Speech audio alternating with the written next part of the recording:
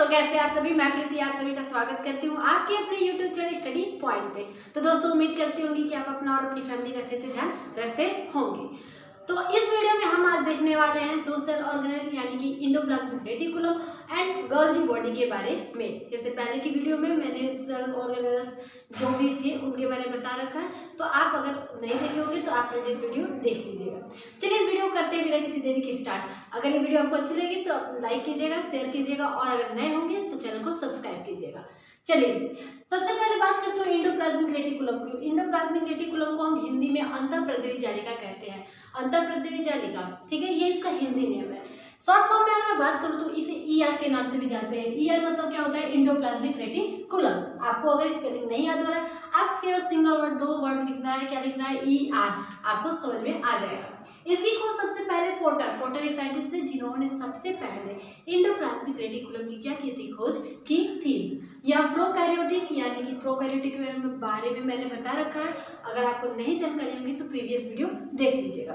Prokaryotic था स्तनीय। स्तनीय का मतलब क्या होता है? मैमल्स, यानी कि जो बच्चे देते हैं, जो दूध पिलाते हैं, जिनके शरीर पर बाल होता है, उन्हें हम मैमल्स कहते हैं। तो ये स्तनीय और प्रोकैरियोटिक के आरबीसी मतलब रेड ब्लड कार्ड सेल्स में, यानी कि हमारे शरीर के अंदर जो आरबीसी होता है, रेड ब्लड कार्ड सेल्स, लाल रक्त कणिकाएं जिन्हें हिंदी में कहते हैं, उसमें क्या होता है? ये उसमें छोड़कर, यानी कि इन दोनों को छोड़कर सभी कोशिकाओं में उपस्थित होता है। यानी कि अगर कुल मिला के बात कहना चाहूँ तो ईआर कहाँ पे एब्सेंट होता है? ER absent in the RBC and किसमें? प्रोकैरियोटिक में, ठीक है। आरबीसी और प्रोकैरियोट्स में क्या होते हैं? एब्सेंट होते हैं, ठीक है। यह प्रोटीन तथा वसा का संश्लेषण करता है। वसा का और प्रोटीन का सिंथेसिस करता है। कौन करता है? कौन बनाता है? प्रोटीन और वसा कौन फॉर्म करता है? कौन करता है? ईआर, ठीक है।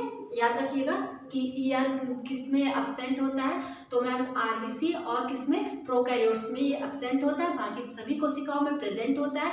एंड यह फैट और प्रोटीन का क्या करता है? सिंथेसिस करता है, यानी कि संश्लेषण करता है, ठीक है। अगर नेक्स्ट पॉइंट की अगर बात करूं, यह कोशिका को यांत्रिक सहारा देता है, यानी कि जैसे कि हमारी बॉडी को कंकाल, जो हमारे बॉडी में कंकाल है, अस्थियों का ढांचा है, वो हमको सपोर्ट करता है, वो हमें सहारा देता है। अगर हमारी बॉडी में वो नहीं होता तो हम कैसे होते? जमीन पे लेटे होते, तो यांत्रिक सहारा देता है। उसी प्रकार कोशिका को कौन सहारा देता है? ईआर, इंडोप्लाज्मिक क्या देता है? सपोर्ट देता है।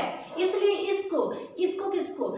इस इंडोप्लाज्मिक रेटिकुलम को, सेल ऑर्गेनेल को हम क्या कहते हैं? कोशिका का कंकाल कहा जाता है। कोशिका का कंकाल किसे कहा जाता है? इंडोप्लाज्मिक रेटिकुलम अंतःप्रद्रवी जालिका को कहा जाता है। तो ये कुछ पॉइंट आई होप कि आपको समझ में आ गया होगा। कुछ पॉइंट जो बहुत ही इंपॉर्टेंट है उन्हीं बारे में हम बात करते हैं।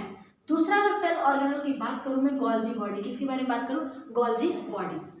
इसको हिंदी में गोल्जी काय कहते हैं, ठीक है।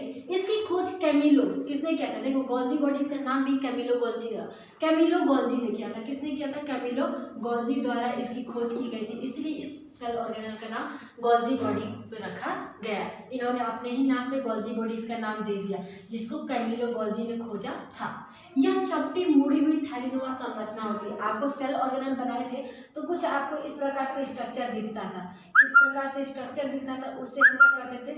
ये चपटी थैलीनुमा संरचना होती है, ठीक है। ये पादप कोशिकाओं में इसे डिक्टियोसोम कहते हैं। अगर हम जंतु कोशिका के बारे में बात कर रहे हैं ना, जंतु कोशिका को क्या कहते हैं? जंतु कोशिका में इसे हम गोल्जी बॉडी कहते हैं। लेकिन अगर ये प्लांट सेल होता है, पादप कोशिका होता है, तो वहां पे हम इसको क्या टर्म देते हैं? डिक्टियोसोम। क्या टर्म देते हैं? डिक्टियोसोम के नाम से जानते हैं, ठीक है।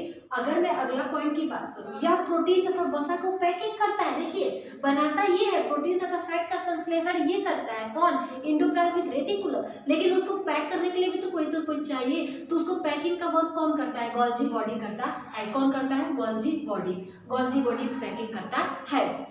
नेक्स्ट अगर मैं बात करूं नेक्स्ट पॉइंट की, तो यह एक्रोसोम के निर्माण में सहायक होता है। एक्रोसोम क्या होता है? एक्रोसोम जो होता है स्पर्म स्ट्रक्चर। अगर आप लोगों ने नहीं पढ़ा होगा स्पर्म स्ट्रक्चर और स्पर्म, तो आप वीडियो में है, आप देख लीजिएगा। अदरवाइज मैं बना के बता देती हूँ। जो मेल बॉडी में स्मॉलेस्ट जो सेल होता है, स्पर्म सेल होता है, वो कुछ इस प्रकार से होता है। इस प्रकार से मतलब एकदम सेम ये नहीं होता है, कुछ स्ट्रक्चर ऐसा दिखता है। इस स्ट्रक्चर का जो एक्रोसोम बोल रहे हैं ना, ये एक्रोसोम, ये हमारा एक्रोसोम होता है। हमारे स्पर्म पे ये एक्रोसोम होता है, ये है एक्रोसोम। ये जो होता है, जो एग होता है, उसको फर्टिलाइज करने में, उसको फाड़ने में हेल्प करता है। तो यहाँ पे एक्रोसोम क्या करता है, एक्रोसोम के निर्माण में भी गोल्जी बॉडी हेल्प करता है। एक्रोसोम का निर्माण कैसे होता है, गोल्जी बॉडी से होता है। यह लाइसोसोम के भी निर्माण में क्या करता है, सहायक होता है। तो ये थी हमारी आज की छोटी सी वीडियो, और इस वीडियो में जो 2 ऑर्गेनल पढ़े हम लोगों ने, सेल ऑर्गेनल, वो बहुत ही ज़्यादा खास थी।